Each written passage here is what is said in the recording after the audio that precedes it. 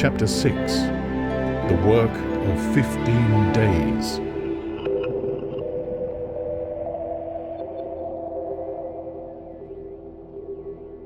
For some time I stood tottering on the mound regardless of my safety.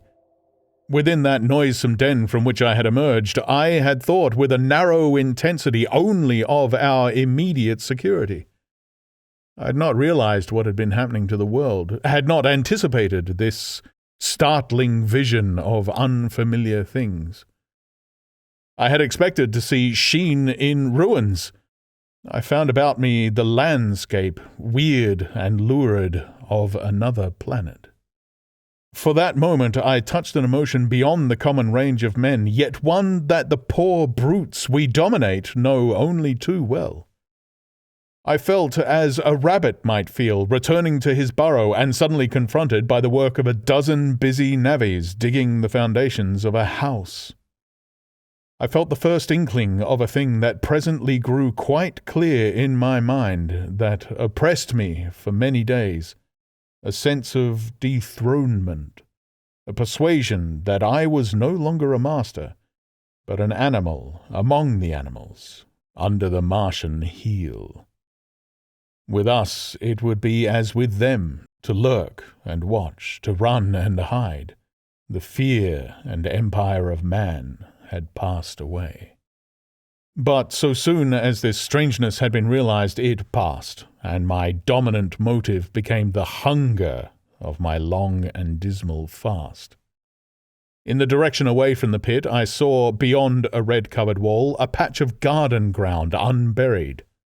This gave me a hint, and I went knee-deep and sometimes neck-deep in the red weed.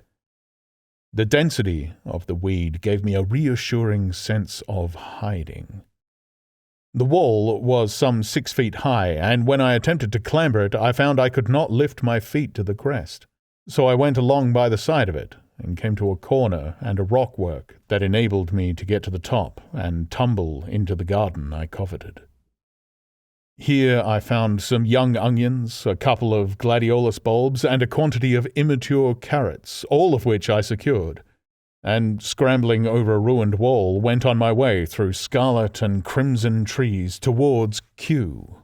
It was like walking through an avenue of gigantic blood drops, possessed with two ideas: to get more food, and to limp as soon and as far as my strength permitted, out of this accursed unearthly region of the pit. Some way farther, in a grassy place, was a group of mushrooms which I also devoured, and then I came upon a brown sheet of flowing shallow water where meadows used to be. These fragments of nourishment served only to whet my hunger. At first I was surprised at this flood in a hot, dry summer, but afterwards I discovered that it was caused by the tropical exuberance of the red weed. Directly this extraordinary growth encountered water, it straightway became gigantic and of unparalleled fecundity. Its seeds were simply poured down into the water of the Wey and Thames, and its swiftly growing and titanic waterfronts speedily choked both those rivers. At Putney, as I afterwards saw, the bridge was almost lost in a tangle of this weed, and at Richmond, too, the Thames water poured in a broad and shallow stream across the meadows of Hampton and Twickenham.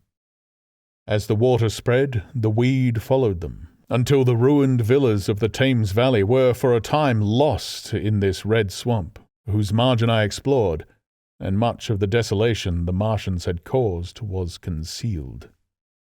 In the end, the red weed succumbed almost as quickly as it had spread. A cankering disease, due, it is believed, to the action of certain bacteria, presently seized upon it. Now, by the action of natural selection, all terrestrial plants have acquired a resisting power against bacterial diseases. They never succumb without a severe struggle, but the red weed rotted like a thing already dead. The fronds became bleached and then shriveled and brittle. They broke off at the least touch, and the waters that had stimulated their early growth carried their last vestiges out to sea. My first act on coming to this water was, of course, to slake my thirst. I drank a great deal of it, and, moved by an impulse, gnawed some fronds of red weed, but they were watery and had a sickly metallic taste.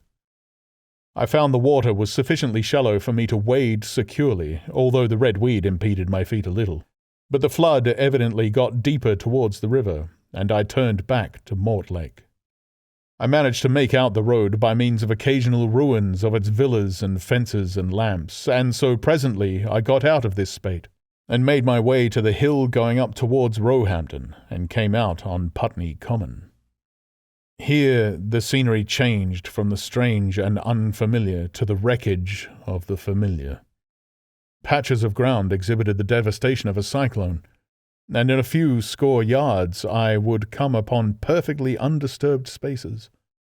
Houses with their blinds trimly drawn and doors closed, as if they had been left for a day by the owners, or as if their inhabitants slept within.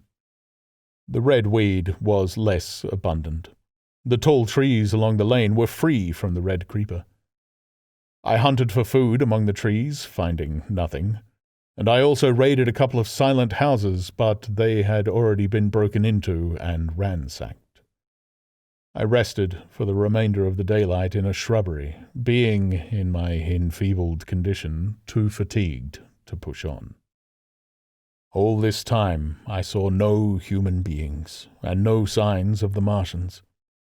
I encountered a couple of hungry-looking dogs, but both hurried circuitously away from the advances I made them.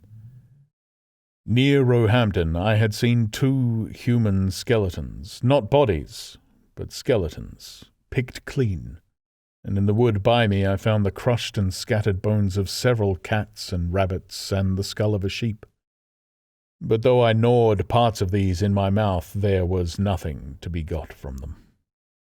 After sunset I struggled on along the road towards Putney, where I think the heat ray must have been used for some reason, and in the garden beyond Roehampton I got a quantity of immature potatoes, sufficient to stay my hunger. From this garden one looked down upon Putney and the river.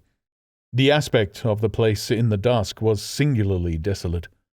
Blackened trees, blackened desolate ruins, and down the hill the sheets of the flooded river, red-tinged with the weed, and over all, silence. It filled me with indescribable terror to think how swiftly that desolating change had come. For a time I believed that mankind had been swept out of existence, and that I stood there alone, the last man left alive. Hard by the top of Putney Hill I came upon another skeleton, with the arms dislocated and removed several yards from the rest of the body. As I proceeded, I became more and more convinced that the extermination of mankind was, save for such stragglers as myself, already accomplished in this part of the world. The Martians, I thought, had gone on and left the country desolated, seeking food elsewhere. Perhaps even now they were destroying Berlin or Paris, or it might be they had gone northward.